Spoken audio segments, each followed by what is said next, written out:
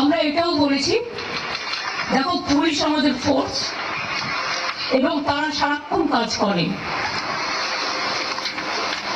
তাদের দিকটাও আমাদের দেখা উচিত।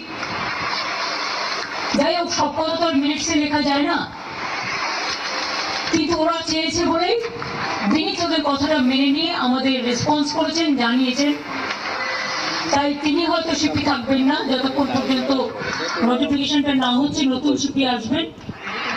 আপনাদের সকলের সহযোগিতা কামনা করছি। অর্থাৎ 4টে পয়েন্টের মধ্যে 3টে পয়েন্ট আমরা কিন্তু মেনে নিয়েছি।